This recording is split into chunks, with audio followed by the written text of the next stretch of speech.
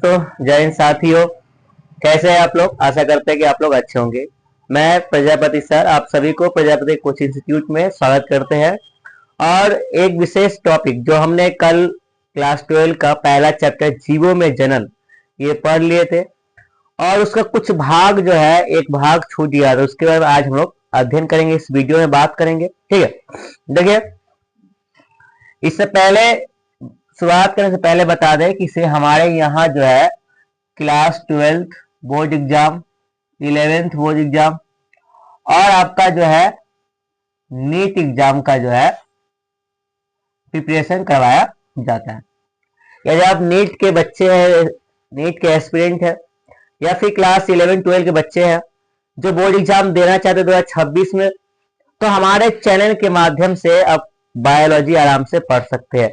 या फिर आप किसी भी कंपटीशन एग्जाम में है तो हमारे चैनल के माध्यम से फ्री ऑफ कॉस्ट में बायोलॉजी पढ़ सकते हैं। ठीक है, चलिए हम लोग बेसिक टाइम ना गवाते हुए शुरुआत करते हैं। ठीक है, आज का टॉपिक होने वाला है, क्योंकि इससे पिछले क्लास में थोड़ा सा रिवीजन करवा दे तो हम लोग बायोलॉजी में जो है चैप्टर नंबर 1 पढ़ रहे थे। चैप्टर 1 पढ़ रहे थे, इसमें था जीवों में जनन। क्या था? जीवों में जनन। ठीक है, आपको सबको मालूम है कि जनन जो है 2 प्रकार के होते हैं। एक होते हैं लैंगिक जनन और एक होते हैं अलैंगिक जनन। इसे कहते हैं सेक्सुअल रिप्रोडक्शन, इसे कहते हैं असेक्सुअल रिप्रोडक्शन। इसको याद रखिए। हमने पिछले क्लास में जो है अलैंगिक जनन के बारे में पढ़ लिए थे। जीवों जनन बात करते हमने पिछले क्लासों में अलैंगिक जनन के बारे में पढ़ लिए थे। आज इस क्लास में पढ़ेंगे कि लैंगिक जनन क्या होता है। यदि आप वीडियो में नए हैं, ध्यान सुनिएगा, यदि आप हमारे वीडियो पर नए आए हैं या पहले वीडियो देख रहे हैं तो आप हमारे YouTube चैनल प्रजापति इंस्टीट्यूट पर जाकर जो है क्लास 12 का सिलेबस देख सकते हैं। क्या देख सकते हैं कि कौन कौन सा आपके क्लास 12 का पाठ्यक्रम है। पाठ्यक्रम देख लेने के बाद ठीक उसके नीचे ही जो है प्ले लिस्ट में जाइएगा, क्लास 12 बायोलॉजी प्ले लिस्ट में जाइएगा और वहां पर जो है चैप्टर 1 का पहला वीडियो और पाठ्यक्रम ये दोनों मौजूद है, वहां पर देख सकते हैं। आज हम लोग देखेंगे लैंगिक जनन। ध्यान से समझने की कोशिश कीजिएगा। यदि नहीं समझ में आता है आपको तो आप क्या कीजिए, किसी हमें कमेंट कीजिए। कहीं पर भी आपको कोई भी टॉपिक या कोई भी वर्ड या कोई भी टॉपिक नहीं समझ में आया तो आप हमें कमेंट कीजिए और हमारी प्रजापति इंस्टीट्यूट जो है पूरा सहयोग करेगी आपको आपका जो है जो भी कठिनाई हो रही है उसका जवाब देने के लिए। ठीक है, चलिए पहला बात करते हैं कि से ये लैंगिक जनन क्या होता है। ध्यान समझिएगा, लैंगिक जनन जिसे वो कहते हैं सेक्सुअल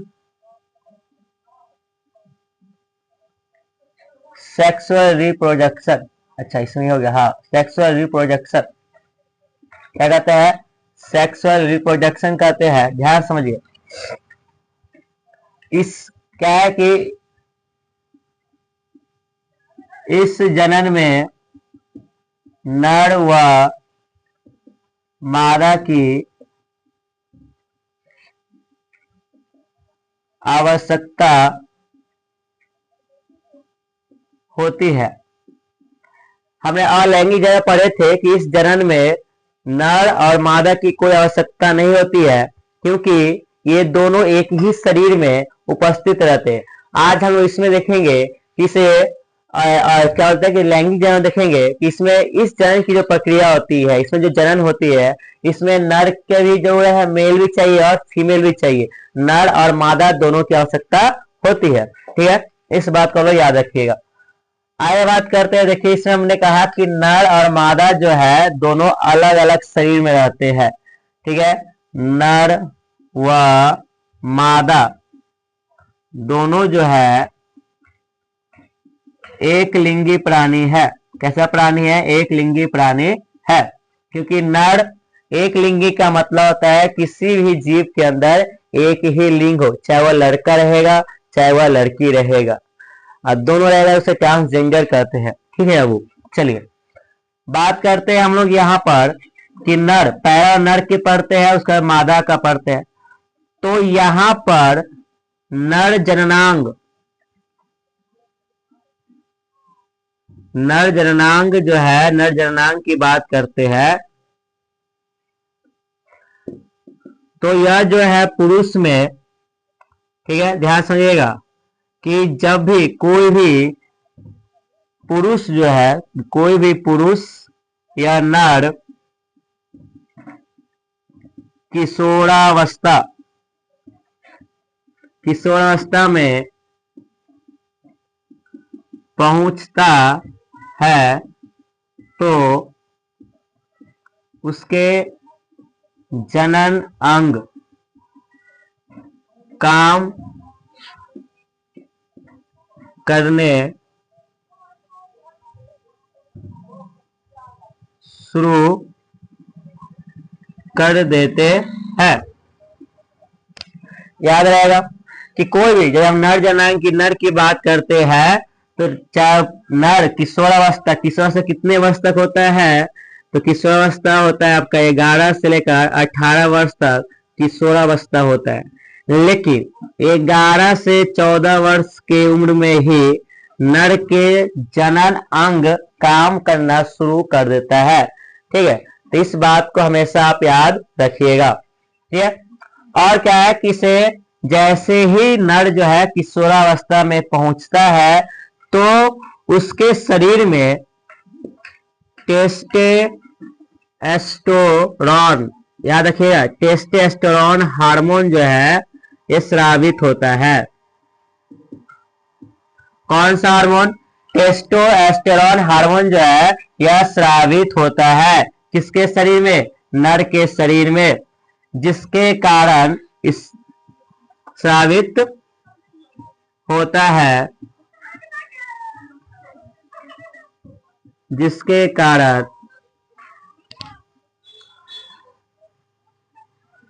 इसके कारण पुरुष में शुक्राणु का निर्माण होता है। ठीक है, ध्यान से ये क्या बता रहे हैं कि जैसे ही कोई भी पुरुष किशोरावस्था में पहुंचता है, अर्थात 11 वर्ष से किशोरावस्था प्रारंभ हो जाता है। किशोरावस्था कब से कब तक रहती है? 11 से लेकर 18 वर्ष तक रहती है। कोई भी पुरुष जो है लगभग 11 से 15 वर्ष या फिर 14 वर्ष कर लीजिए, इस उम्र में आता है तो उसका सारा लैंगिक जो आपका अंग होता है, जो जनन अंग होता है, वह काम करना प्रोसेस में हो, काम करना शुरू कर देता है। ठीक है, तो जैसे ही कोई भी पुरुष जो है किशोरावस्था में पहुंचता है तो उसके शरीर में एक हार्मोन स्रावित होती है जिससे लोग कहते हैं टेस्टोस्टेरोन हार्मोन, जिसे लोग टेस्टिस हार्मोन भी कह सकते हैं, टेस्टोस्टेरोन हार्मोन भी कह सकते हैं। इसको याद रखिएगा, टेस्टोस्टेरोन हार्मोन भी इसका शॉर्ट नाम है, टेस्टोस्टेरोन हार्मोन। ठीक है, टेस्टोस्टेरोन हार्मोन, टेस्टोस्टेरोन को हम लोग टेस्टोस्टेरोन हार्मोन कहते हैं। ये स्रावित होने के कारण पुरुष में क्या है? शुक्राणु का निर्माण होता है। किसका निर्माण होता है? वो शुक्राणु का निर्माण होता है। ठीक है, और भी जो है, और भी क्या है कि से कुछ किशोरावस्था में जाने के बाद पुरुष जो है किशोरा अवस्था में जाने के बाद उनके शरीर में क्या होता है? उनके शरीर में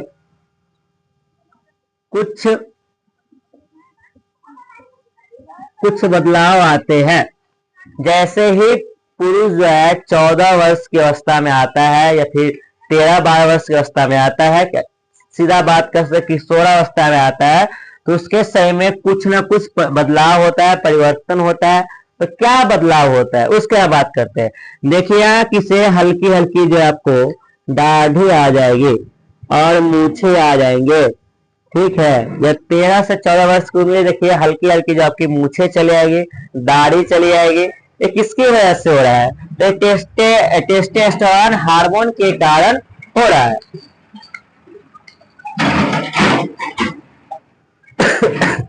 ठीक है, आगे हम लोग बात करते हैं। तो आगे क्या है कि टेस्टोस्टेरोन हार्मोन के क्या, जिसको टेस्टोस्टेरोन हार्मोन कहते हैं, इसके यहाँ दो हो रहा है। एक तो शुक्राणु बन रहा है जो आगे चलकर संतान को जन्म देने में काम आएगा। दूसरा काम क्या है कि आपके शरीर में कुछ बदलाव हो रही है। क्या है कि शरीर में कुछ बदलाव क्या है? दाढ़ी और मूछ का आना, ये बदलाव हो रहा है।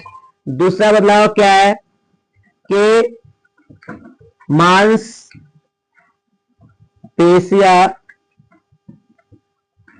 बढ़ना, आपकी जो मांसपेशी है वो बढ़ने लगता है, फूलने लगता है। इसलिए देखिए कि जो भी बच्चे, जो भी नर जो है, जो भी पुरुष जो है 14 वर्ष के है, वो अपने आप को सलमान खान की तरह समझने लगते हैं, बहुत अपना बॉडी बनाने के लिए उतावला रहते हैं। ठीक है, तो ये किसका दोष? आप लोग का दोष नहीं बाबू, ये सारा का सारा खेल जो है हार्मोन का है। ठीक है, क्योंकि आप लोग जब चैप्टर नंबर 3 पढ़िएगा, चैप्टर नंबर कितना 3, उसमें है मानव जनन, और भी अच्छी तरह डिटेल में पढ़िएगा मानव जनन में। अब इसे इतना समझिएगा, इसमें ये आपका जो पहला चैप्टर ऊपर ऊपर से है, जब मानव जनन पढ़िएगा उसमें एकदम डिटेल में दिया हुआ है, पूरा एकदम गहराई में दिया हुआ है, वहां पर अच्छी तरह से देखेंगे। ठीक है, तो चैप्टर नंबर 3 में पढ़िएगा। ठीक है, चलिए, तो इतना आपको समझ आया। दूसरा क्या है कि स्वभाव बदल जाते हैं, उनके स्वभाव में परिवर्तन। जो बच्चे अपने माँ बाप के, जो 9 साल 8 साल बच्चे थे, माँ बाप के अपने आज्ञा को मानते थे, लेकिन जैसे 12-13 साल आने के बाद जो है उनकी अवहेलना कर देते हैं। ठीक है, इस स्वभाव में थोड़ा परिवर्तन देख सकते हैं। ठीक है, और भी जो है कहा जाता है कि 14 से 18 साल की कोई पुरुष जो है पिता बनने हो जाता है। ठीक है, आगे बढ़े। तो एक हार्मोन आप यहां से याद रख लीजिएगा, किसी पुरुष में एक हार्मोन पाया जाता है जिसका नाम है टेस्टोस्टेरोन हार्मोन। एक और हार्मोन पाया जाता है, उससे हम कहते हैं एंड्रोजन हार्मोन। एंड्रोजन हार्मोन जो है यही पुरुष में पाया जाता है, लेकिन इसका उतना कोई खास काम नहीं होता है। जो होता है टेस्टोस्टेरोन हार्मोन कहिए, या फिर टेस्टोस्टेरोन हार्मोन, या फिर टेस्टोस्टेरोन हार्मोन कहिए, दोनों का बतिया बराबर होता है। ठीक है, तो पुरुष का वो समझा कि नर जनांग क्या होता है, तो नर जनांग आपको क्लियर है। अब चलते हैं लोग मादा जननांग में। मादा कौन कौन से जनन अंग होते हैं उसके हम लोग थोड़ा सा डिटेल देख लेते हैं। ठीक है, अभी तक आप जो है नर जनांग देख लिए, आप देखते हैं मादा जननांग। ठीक है, मादा के बारे में देखते हैं, किसके देखते हैं? मादा जननांग के बारे में देख लेते हैं। ठीक है, समझ ध्यान से। कोई भी महिला जो है, कोई भी स्त्री या फिर कोई भी महिला जो है, कोई भी महिला जब वह किशोरावस्था, क्या है, जब वह किशोरावस्था में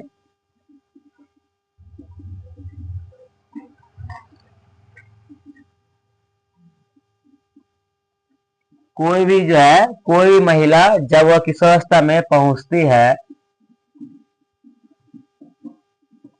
है तब उनका जनन अंग काम करना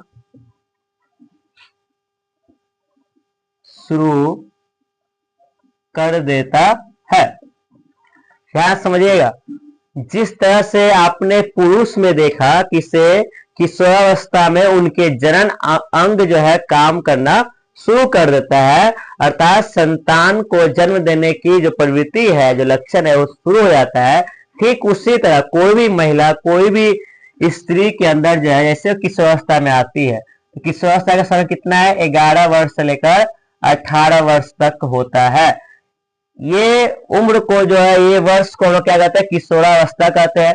लेकिन इसका लक्षण जो है 11 से 14 वर्ष की उम्र में आरंभ हो जाता है। इनके जनन अंग जो है वो काम करना शुरू कर देता है। कब? 11 से 14 वर्ष के भीतर जो है उनके जनन अंग जो है काम करना शुरू कर देता है। ठीक है, लेकिन यहां पर समझिए किसे, यहां पर क्या होता है कि महिला जैसी जैसी बड़ी होती है तो उनके जनन अंग की बात कर लेते हैं। क्या? जनन अंग की बात कर, कौन कौन सा है, तो ध्यान देखिए कि उनके जनन अंग कुछ इस प्रकार के होते हैं।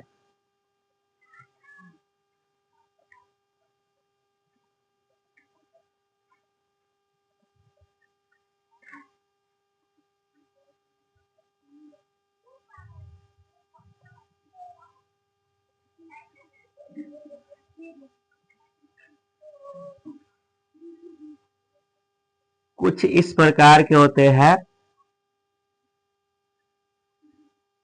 ठीक है, ध्यान से, ये पुरुष का क्या है, पुरुष माफ कीजिएगा, महिला का, किसका, ये महिला का जनन अंग होता है। इसे हम लोग कहते हैं अंडाशय। क्या बोलते हैं इसे, हम लोग बोलते हैं अंडाशय। इसको याद रखिएगा। ये हो गया आपका अंडवाहिनी। क्या होता है आपका, अंडवाहिनी हो जाता है। ये आपका गर्भाशय हो जाता है। ठीक है, तो इतना ये आपका योनि हो जाता है। ठीक है, और ये आपका होता है बाह्य जनेंद्रिय। ध्यान समझिए। अब हमें उतना डिटेल में बात होता है कि हमें डिटेल में कब पढ़ना है, जब चैप्टर 3 पढ़ेंगे, मानव जनन पढ़ेंगे, उसमें और भी इसका जो अच्छी तरह से डिटेल में अध्ययन करेंगे। लेकिन बस अभी चैप्टर 1 पर सिर्फ इतना समझ ले कि ये भाग होता है, इतना बारे में जान लीजिए, बस थोड़ी सी जानकारी जुटा लीजिए, तो बेसिक नॉलेज ले लीजिए। उसका हम लोग चलेंगे अच्छी तरह से, जब चैप्टर 3 पढ़ेंगे वहां पर आपको अच्छी डिटेल में समझाएंगे बउआ किसे मादा का जनन अंग जो है कितना महत्वपूर्ण है और कितना जटिल होता है पुरुष के मामले में। ठीक है, और ध्यान समझिए, किसे अंडाशय से अंडाणु का निर्माण होता है। किसका निर्माण होता है?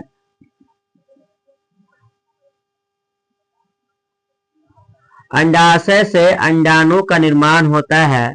और यह अंडाणु का निर्माण जो है 11 वर्ष, ध्यान से सुनिएगा, ये 12 वर्ष कह सकते हैं कि 12 से 11 वर्ष से लेकर 50 वर्ष तक होता है। 50 वर्ष के बाद कोई महिला जो है मां नहीं बन सकती, इस बात को आप भी याद रखिए। ठीक है, आगे ध्यान सुनिएगा, क्योंकि अंडाणु जो है आगे चलकर ये क्या बनती है, मादा युग्मक बनती है। क्या बनेगी? मादा युग्मक बनती है। पुरुष में क्या था, तो पुरुष में जो है शुक्राणु, पुरुष की बात करते हैं, शुक्राणु जो है ये नर युग्मक है। क्या है? नर युग्मक।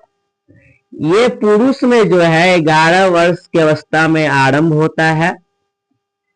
11 वर्ष की अवस्था में क्या होता है, प्रारंभ होता है बनना, और आजीवन तक, आजीवन जब तक उसका, जब तक वो जिंदा है तब तक उसके शरीर में शुक्राणु बनता ही रहेगा। लेकिन महिला में ऐसा नहीं है।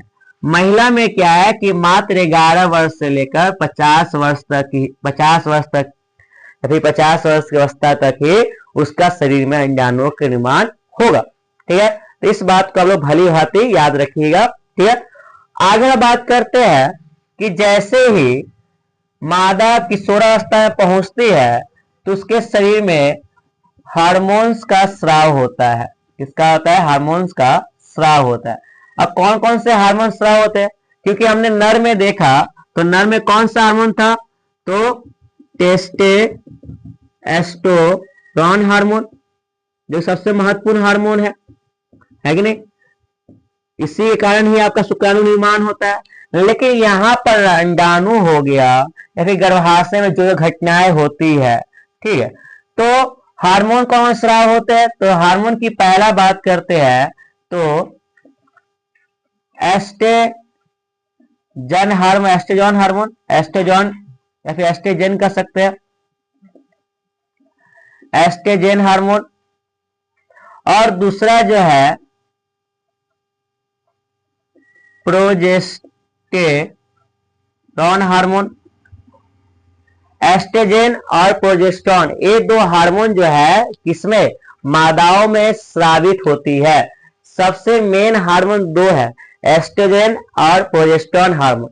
उसके बाद हम बात करते हैं तीसरा जो है रिलैक्सिन हार्मोन होता है।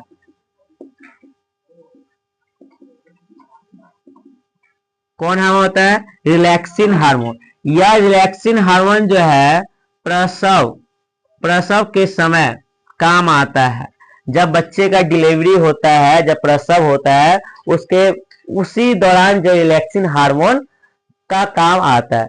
एस्ट्रोजन प्रोजेस्टेरॉन ये दोनों हार्मोन जो है क्या करेगा कि महिलाओं में मासिक धर्म जो होता है, क्या होता है? मासिक धर्म। अब मासिक धर्म क्या होता है? तो इसको मैं चैप्टर नंबर 3 बोले कि अच्छी तरह पढ़ेंगे। सी याद रखिए, नाम कुछ नाम याद रखिए। मासिक धर्म, इसी को रजो धर्म कहते हैं, इसी को ऋतुस्राव कहते हैं, और इसी को ही जो है आम भाषा में पीरियड्स कहते हैं। जो आजकल महिलाओं में जो पीरियड्स होते हैं इसी को कहते हैं मासिक धर्म को, ठीक है, या फिर मासिक चक्र को ही कहते हैं। किसी को कोई समस्या? कोई समस्या नहीं, ठीक है। तो ये दो हार्मोन जो इसको क्या कहता है, मासिक चक्र को नियंत्रण करेगा, मासिक धर्म को क्या करेगा? नियंत्रण करेगा। इतना क्लियर है बाबू? इसमें कोई समस्या? कोई समस्या नहीं, ठीक है। तो ये कुछ अंग जो है नाम याद रखें इसे गर्भाशय, क्योंकि देखिए गर्भाशय के अंदर ही बच्चे का पहला घर गर्भाशय, ध्यान समझिएगा कि गर्भाशय के अंदर बच्चे का परिपक्व होता है। बच्चे का क्या होता है? परिपक्व होता है। हमने यहाँ बच्चा शब्द जो यूज किया है, अधिकतर लोग कहें मास्टर गलत पढ़ा है। देखिए अभी हम क्या देखिए चैप्टर 1 पढ़ा रहे थे, बच्चा शब्द यूज किए। जब चैप्टर 3 पढ़ाएंगे ना, तो जब तक ये बच्चा जो है माँ के गर्भ में रहता है तो उसे हम भ्रूण कहते हैं, ठीक है। जब तक वह इस दुनिया में ना आ जाए तब तक वह भ्रूण कहलाता है। जैसे वह डिलीवरी के बाद दुनिया में आए तो शिशु कहलाता है, ठीक है। तो भ्रूण उतना याद नहीं रखिएगा तो भी चलेगा, सिर्फ बच्चे याद रखिए, ठीक है। बच्चा याद रखिएगा, चच्चा मत याद रखिएगा, ठीक है। चच्चा नहीं करना है, हमें बच्चा करना है। और बच्चा कहते हैं दिल के बहुत सच्चे होते हैं, ठीक है। तो इतना आपको समझ आया? कोई किसी तरह दिक्कत समस्या तो बताया जाए कि हाँ यहाँ पर समस्या है, दिक्कत है, या फिर ना समझना है तो भी कमेंट कीजिए, क्योंकि आपके हाथ में फोन है, कमेंट बॉक्स ओपन है, ठोक दीजिए कमेंट, जितना ठोकना है ठोक दीजिए, ठीक है। चलिए, और यदि आपको अच्छा लग रहा है, पढ़ने में इंटरेस्ट आ रहा है प्रजापति सर के साथ बायोलॉजी, तो वीडियो को शेयर करना ना भूलिएगा, शेयर करते रहिए, ठीक है। ठीक है, और भी अपने सारे दोस्तों को बताइए, अकेले थोड़ी ना मजा लीजिएगा। अकेले तो क्या है कि अकेले मजा नहीं लेना है, सभी दोस्तों से मजा लीजिए, ठीक है। तो इतना बात आप लोग ध्यान समझाया। और अंत में क्या होता है, किसे निषेचन हो जाता है। क्या होता है? निषेचन। अंत में जो है दोनों का निषेचन होता है। किसका निषेचन? मतलब क्या है कि नर तथा मादा युग्मक का संलयन निषेचन कहलाता है। इस बात को याद रखिएगा। नर युग्मक कौन हो गया? शुक्राणु और यहाँ पर अंडाशय से अंडाणु जो बनता है जिसे हम कहते हैं मादा युग्मक। क्या कहते हैं? मादा युग्मक। जब आपस में दोनों का मैचिंग करवा दिया जाए या फिर आपस में जब मिलते हैं तो क्या होता है? निषेचन हो जाता है। जब दो आशिक आपस में मिलते हैं तो क्या होता है? निषेचन हो जाता है। आया उसने। और निषेचन के बाद जो है नई संतति का निर्माण होता है। किसका? नई संतति का निर्माण होता है। ये बात आपको याद रहना चाहिए। अपने दिल और दिमाग में ठोक लीजिए कि निषेचन के बाद नई संतति का निर्माण होता है और वह संतति जो है अपने अपने जनक से भिन्न होता है। क्या होता है? हल थोड़ा भिन्न होता है। भिन्न का मतलब अनुवांशिक लक्षण नहीं, जैसे आपका चेहरा, आपके चेहरा और आपके पिताजी का चेहरा या फिर माता जी का चेहरा जो है थोड़ा सा क्या है, अलग है, सेम टू सेम नहीं है। लेकिन हम जब पढ़ रहे थे अलैंगिक जनन में, उसमें देखे थे जैसा आपका हाइड्रा था उसका संतति, क्या कहते हैं, संतति भी जो है सेम आकार का था, कोई भी परिवर्तन या फिर कोई बदलाव नहीं था। लेकिन जब हम लोग लैंगिक जनन पढ़ते हैं तो यहाँ पर हम देखते हैं कुछ बदलाव आता है। ठीक है, जैसे आप अपने ही अगल बगल भाई बहन को देख लीजिए कि आपका चेहरा अपने भाई से नहीं मिलेगा, फिर आपका चेहरा जो अपने बहन से नहीं मिलेगा, आपका चेहरा अपने पिताजी से फिर माता जी से नहीं मिलेगा। तो कुछ ना कुछ जो है यहाँ पर क्या है, विभिन्नताएं आती है। तो विविधता भी आती है, क्या आती है, विविधता, विविधता भी आती है। तो ये जो है आपको ध्यान रखे। ठीक है, आज इस चैप्टर में इतना ही था। यहीं पर जो है आपका चैप्टर 1 क्या होता है, चैप्टर 1 द एंड होता है। क्या होता है, द एंड होता है। अब अगले दिन से जो है चैप्टर 2 का भी तैयारी होते रहेगा। ठीक है, यदि जो भी बच्चे स्क्रीनशॉट ले ले, स्क्रीनशॉट ले लीजिए, फटाफट स्क्रीनशॉट ले। चलिए बढ़ते हैं। और चैप्टर 1 का जो ऑब्जेक्टिव है, क्या बात कर रहे हैं कि ऑब्जेक्टिव तो खुद से ही बना सकते हैं, इसमें क्या दिक्कत, ऑब्जेक्टिव खुद से ही बना सकते हैं। आपके पास किताब खरीद लीजिएगा। यदि आप हमसे पूछते हैं कि कौन किताब से हम पढ़ाते हैं, तो आपको एक ही बात कहेंगे, एनसीईआरटी, एनसीईआरटी बुक ले लीजिए। बउआ वही से पढ़ाई होता है, क्लास 11th भी और क्लास 12th भी। यदि आप बायोलॉजी लिए हैं तो क्यों लिए हैं, ये सवाल अपने आप से पूछिए, बायोलॉजी क्यों लिए। तो बायोलॉजी भैया एक ही रीजन है। क्या रीजन है, तो रीजन पहला ये बायोलॉजी लेने क्या रीजन है, तो पहला रीजन यह है कि से आपके मन में किसी भी मेडिकल फील्ड में जाने की इच्छा हो, या फिर आप क्लास 12 के बाद नीट का एग्जाम देने के लिए आप नीट क्लास 12 में जो है साइंस में पीसीबी लिए है, फिजिक्स केमिस्ट्री बायोलॉजी लिए है कि नहीं। और या फिर ये भी हो सकता है कि आप आपके सखी सहेली कहने पर आप पीसीबी ले लिए है। कोई सखी कहा होगा, कोई दोस्त कहा होगा कि भाई चलो हम भी साइंस ले रहे, तुम भी साइंस ले लो। ठीक है, तो ऐसे ऐसे कुछ होनहार बच्चे हमारे यहाँ पर भी होते हैं, बिहार है ना भैया, कुछ ही हो सकता है। ठीक है, तो ये पीसीबी मतलब पीबीवी का मतलब है, जब नीट एग्जाम आप लोग दीजिए ना बुआ, ठीक है, उसमें 720 नंबर क्वेश्चन पूछता है। 720 नंबर का जो है क्वेश्चन कितना पूछता है, 720 नंबर का। और 720 नंबर में अकेला ही 360 जो है बायोलॉजी लेकर बैठा रहता है, और 360 में 180 फिजिक्स, 180 जो है केमिस्ट्री। जिस बायोलॉजी को क्लास 10 में बिहार बोर्ड इतना वैल्यू नहीं दिया जा रहा था, आइए क्लास 12 में नीट के एग्जाम में सबका बाप बन के बैठा है। ठीक है, वो इस बात का भली भांति याद रखिएगा। आगे हम लोग बात करते हैं कि यहाँ पर, ठीक है, तो ये पूरा कॉन्सेप्ट आप बोले कि चैप्टर नंबर 3 क्या है, परेशान होते, चैप्टर नंबर 3 में आइए ना, मानव जन्म में। ठीक है, किसमें, मानव जन्म में आइए। एकदम ये नीट का एकदम फेवरेट टॉपिक है, गर्दा गर्दा उड़ा देंगे उसमें। क्या कहें, गर्दा गर्दा उड़ा देंगे, कहने वाली बात है सब। ठीक है, तो आज यदि आपको ये वीडियो अच्छा हो तो अपने दोस्तों में शेयर कीजिए। तब तक के लिए जय हिंद, जय भारत। मिलते हैं अगले क्लास में। अपने स्वास्थ्य पानी पर ध्यान दीजिए। चलिए।